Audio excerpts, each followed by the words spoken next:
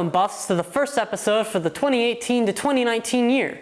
My name is Trevor and I'm here with your updates on the events going on here at Southeast High School. Are you curious about the policy changes this year? Or have you been stuck in the crowded hallways? Or noticed the changes here with the busing? We are going to give you more insight. Stay tuned. Now time for our lead story. This year, some of the Southeast policies have been changed due to behavioral issues in the past, and a lot of students have questions and concerns. Here's reporters Kirito with the answer. Well, my overall goal is that everybody that walks through this door graduates within 4 years or less. Over the new principles is determined to help every student reach success. In order to achieve that goal, he decided to change some of the way we do things. But probably the one that people have noticed immediately here is the operation start on time. We expect people to be in school, in class, when the bell rings, and learning should start immediately when the bell rings. There isn't any magic that happens in the hallways. There isn't any magic that happens in the office that happens in the classroom. So starting on time is really important. He also started a policy called Academics First. With this policy, teachers and administrations will be monitoring grades, and students with 3 or more D's or F's will not be allowed to attend any extracurricular activities. Things like field trips, dances, ball games, whether it be as a spectator or a participant, till their grades improve. Because I'll be really honest with you, it's not hard to make a C in high school. Deering wants every student to be actively engaged in school to improve the experience students have here at Southeast High School. To succeed, to have fun, to be engaged in their school. You know, I've been in school for a long time as a student, as a teacher, and as an administrator, and it's a lot more fun to be actively engaged in your school and to be successful than coming to school thinking that you're not going to have fun, thinking that you're not going to succeed, and just making this someplace you have to be rather than someplace you want to be. I want every Southeast student to want to be in their school. Thank you, Kirito, for the insight on the administration, and thank you to the administration for their efforts to best help the students be successful. These policies, however, have some students worried. However, all the students we asked were in favor of these changes. Tardy cart actually is a good thing because if kids are tardy, then you should know. You know, I like the new policies and how they're cracking down on being tardy and being on time, and I appreciate their diligence. Another change here at Southeast is the school's busing system for students. For the past couple of years, Southeast has had trouble with the busing system, and each year they adjust it to fix the newfound problems. How have the changes they implemented affecting the buses for students? Here's reporter Connor with your information. Would you say you got to school on time most of the days or late? Late. It was really bad. There were buses for late every day. When the building moved to this location, obviously we're further away from the core of our student population, which means we needed to have more buses to get our students to this building. When the school opened 2 years ago, late buses were a big problem. There were up to a dozen late buses a day, and students were sometimes up to an hour late to class. This year, there have been a few changes that are helping cut down on late buses. And that is, we're using Wichita Transit Authority. Those are city buses.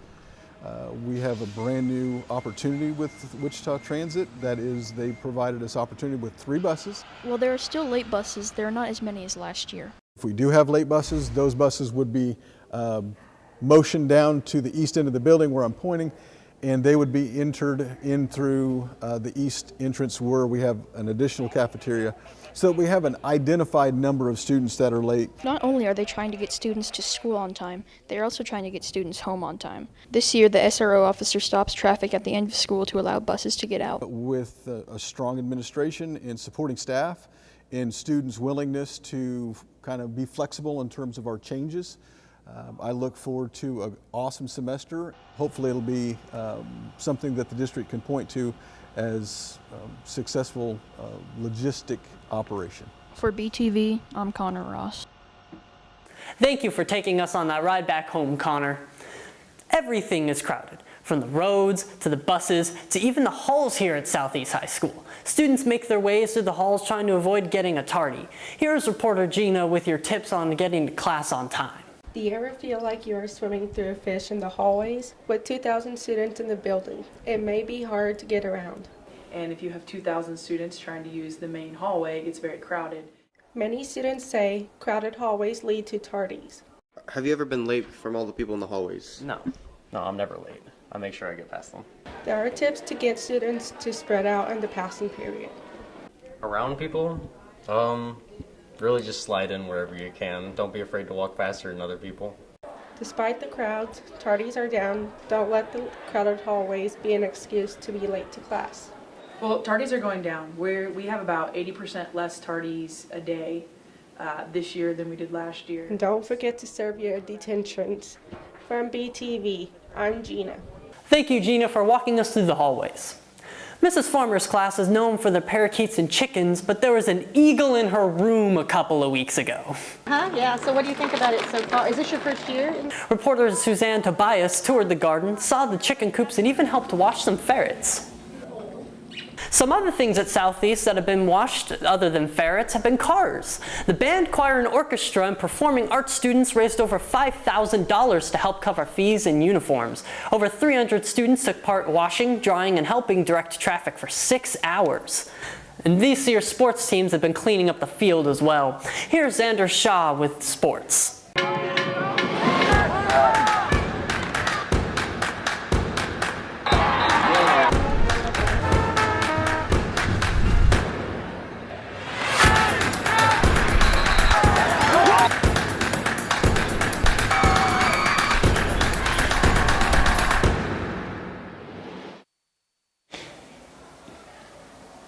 Good morning, Buffs. This is your monthly sports update here with Xander Shaw. Southeast football with 2 games won this year. A 50-yard field goal against Capon. Even though we lost, it's still a 50-yard field goal. We won a game against North with a total of 211 rushing yards. Then the very next week, we went again and we won against Liberal. This year, Southeast Volleyball is doing way better than they were last year, winning more games, and they even won their home tournament at the very beginning of the season. Being able to beat Capon for the first time in a couple of years is a great achievement for the team. Just last weekend, all 3 volleyball teams won 3 out of their 4 games. Cheyenne Posey won the MVP at the tournament. You guys are doing great. Keep it up. Finish off strong. Here we go. 1, 2, 3. 1, 2, 3, 4. With the win last Friday against High, Southeast Soccer is doing great with the 6-4 season. Southeast Soccer team won the Titan Classic for the first time ever. This year, Joseph Obetti scored 6 goals in 1 single game. JV Soccer is doing great with 5 wins and 2 losses. That'll be all today for your monthly sports update with BTV. I'm Xander Shaw. See you next time. Southeast kicked off the year with a hype prep assembly and the seniors won the Spirit Stick. Go class of 2019. We'll see you next time on BTV. But guess who's back in 2018? No.